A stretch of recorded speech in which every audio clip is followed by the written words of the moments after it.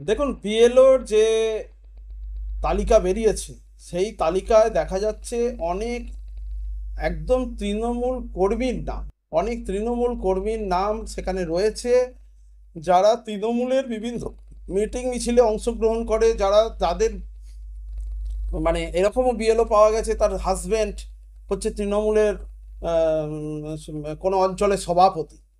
এরকম বিএলও পাওয়া গেছে, তাকে তৃণমূলের মঞ্চে দেখা গেছে।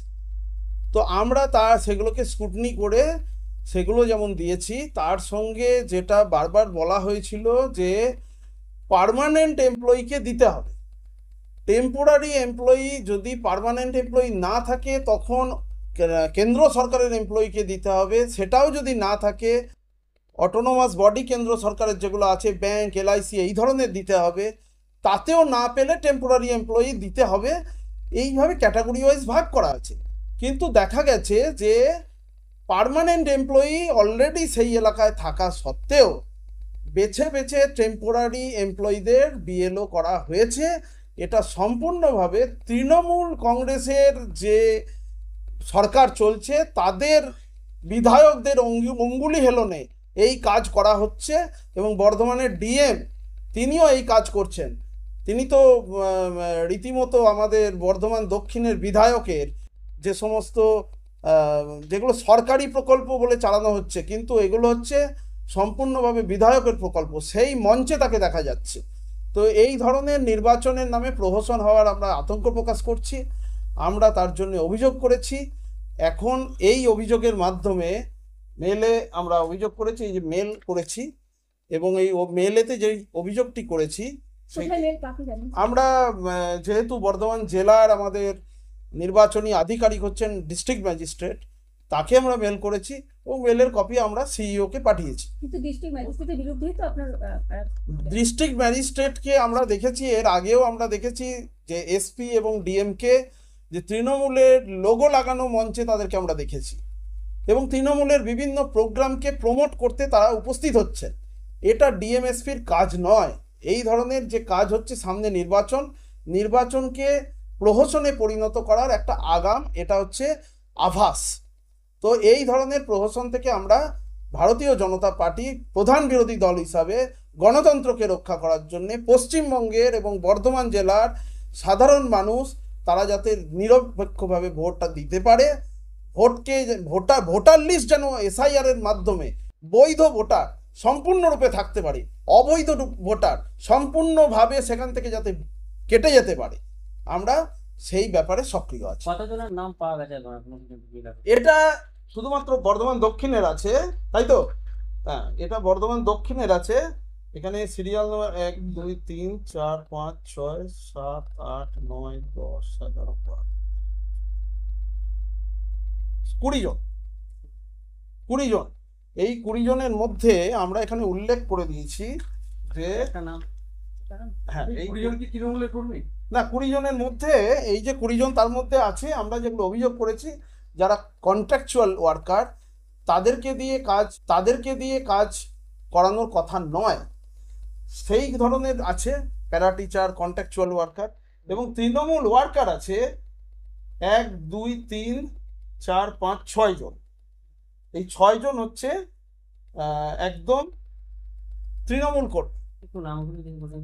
হ্যাঁ, নামগুলো আমি বলে দিচ্ছি। নামগুলো হচ্ছে বর্ধমান দক্ষিণ বিধানসভার, এগুলো সবই 14 নম্বর বুথে আছে, যেটা শর্মাপাড়া হিন্দি এফপি স্কুল, অবোধ কুমার পাসওয়ান, তিনি তৃণমূল ওয়ার্কার। এখানে আমরা পেয়েছি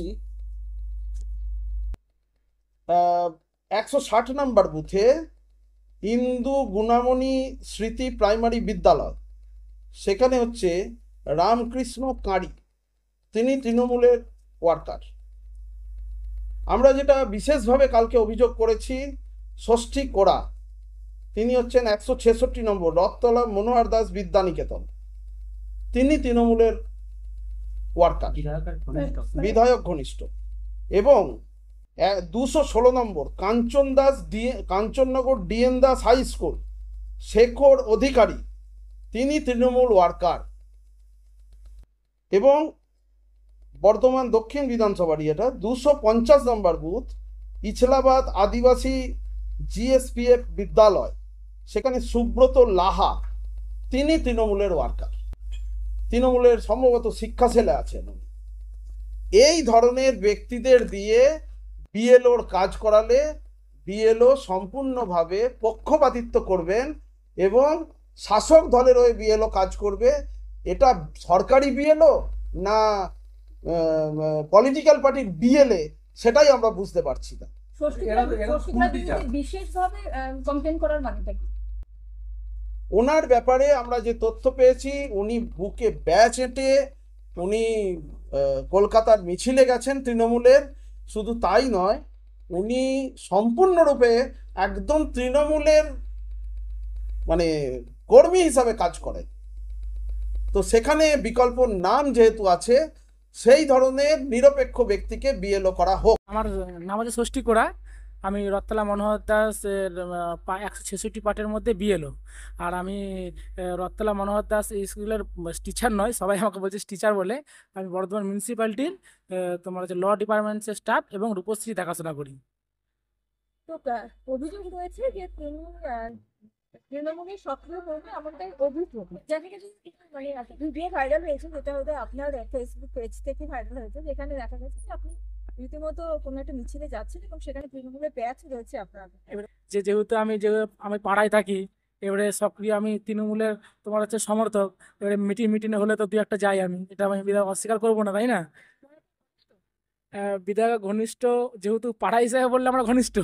আর যদি যেমন বলা হয় সমর্থক বলা হয়, আমি টিএমসি অবশ্যই সমর্থক। আমার এক পাড়ায় বাড়ি, 23 নম্বর ওয়ার্ডে বাড়ি। আমার বিধায়ক সম্ভবত 165 পার্টের, আমি 166 পার্টের, একই পাশার মধ্যে। এখানে আর আমি আর কি বলতে পারি যে সমর্থক, যেমন বলেছি যে আমি যেটা আমি করি আর কি, যে তৃণমূলের সমর্থক।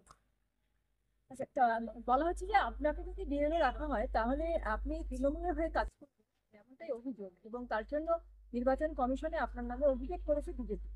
হ্যাঁ, দেখুন, আমাকে তো প্রথম কথা হচ্ছে যে এসডিও থেকে আমাদের নির্বাচন কমিশন যখন আমাকে অর্ডার আসে, আমি অর্ডার পাওয়ার তৎক্ষণিত আমি আমার কাজ শুরু করে দিয়েছি। এবং কাজ করার পর আমি ম্যাপিং থেকে শুরু করে সব কিছুই প্রায় 57% মতন আমি কাজ করে দিয়েছি। তো এখন পর্যন্ত কোনো কিছু করিনি। এবং এরকম যদি ওদের অভিযোগ আসে যে আমি কাজ করলে হয়তো টিএমসির হয়ে কাজ করব, কি আমি আরও ভিন্ন দলের হয়ে কাজ করবো, যদি কেউ অভিযোগ করে, তাহলে একদিন নির্বাচন কমিশন যদি মনে করে যে আমাকে এখান থেকে যদি সরিয়ে দেয়, তাহলে আমি আবার যে কাজ করছি সে কাজে, আমি অফিসের কাজে আমি আবার নিযুক্ত হয়ে যাব। আমি যখন বিএলওর কাজ করি, তখন আমি বিএলওর কাজটা আমি জানি যে খুব গুরুত্বপূর্ণ কাজ। এসআইয়ের কাজ হচ্ছে আমাদেরকে এমন তৎক্ষণিক কাজ দিয়েছে। আমি রূপশ্রী ল ডিপার্টমেন্টের কাজ করি এবং রূপশ্রী 35টা ওয়ার্ডকে দেখাশোনা করি। 35টা ওয়ার্ডের যে বিয়েগুলো হয়, 25,000 টাকা করে যে অনুদান, সেইটাও আমি দেখাশোনা করি, ইনকোয়ারি অফিসার। সেই কাজগুলো সাইডে রেখে দিন রাত এক করে আজকে আমি বিএলও কাজটা করেছি। এবং আমাকে সুপারভাইজারও খুব হেল্প করেছে কাজটা করার জন্য, আমি সম্পূর্ণ কাজটা করেছি। এবারে এ থেকে যদি মনে হয় যে যেহেতু আমি আছে গভর্নমেন্ট এমপ্লয়, আমাকে যদি মনে কারো এই পদটা দিলে আমার ক্ষতি হতে পারে, যদি নির্বাচন কমিশন মনে করে যে আমাকে রাখবে না, তাহলেও আমি এতে সমর্থন জানাবো। এবং যদি বলে আমাকে রাখবে, আমি তাহলেও ওকে সমর্থন জানাবো। আমাকে অর্ডার যা দিবে আমি সেই অনুযায়ী কাজ করবো। এবং নির্বাচন কমিশন খুব ভালো কাজ করছে, আমি এটাও দেখলাম। তো সেই যেহেতু কাজ করার অভিজ্ঞতা থেকে বলছি আমি, তো এখানে আমাকে যেটা অর্ডার আমাকে যা দেবে এবং নির্দেশ যা দেবে, আমি সেটাই অবশ্যই পালন করব। যেহেতু আমরা গভর্নমেন্ট এমপ্লয়, আমাদের নামে অপবাদ এইসব কিছু আসবে, কিন্তু এগুলোকে নিয়ে মাথায় রেখে তো চলবে না। আমি যদি অন্যায় করিনি, তাহলে সেটা আমি সবার সামনে এসে বলবো। এই যে আপনারা আজকে আমাকে ডেকে বললেন, আমি তো এলাম, সঙ্গে সঙ্গে এসে আমি আমার বক্তব্যটা বলবো। কারণ হচ্ছে কি, আপনারাই আমাকে অপবাদ না মানে আমি ভালো, সেটা আপনারাই বলবেন, তাই না? কারণ হচ্ছে আমি আমার কাজ করে গেছি। আমাকে যা কাজ দিয়েছে, আমাকে নির্বাচন কমিশন যা যেরকম গাইডলাইন করেছে, আমি সব কিছু করে গেছি। কেউ যদি অভিযোগ দেয়, তো অভিযোগ দিতে পারে, সেটা আমি তো কাউকে ব্যক্তিগতভাবে কিছু বলতে পারি না।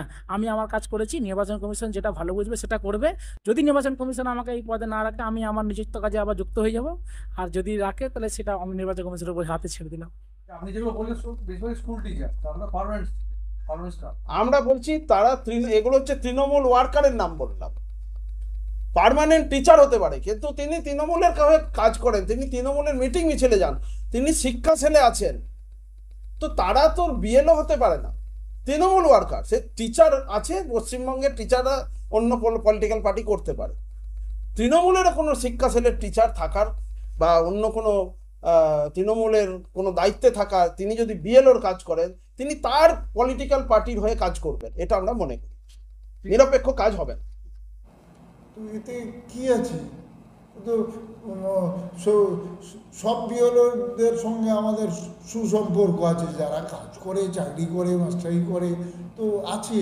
তো এতে ছবির সঙ্গে কী সম্পর্ক, কী মুশকিল, কারা উজবুক মূর্খ, কারা সব প্রশ্ন করে, এটা আবার কোনো কথা হলো? এটা কাজের কথা না।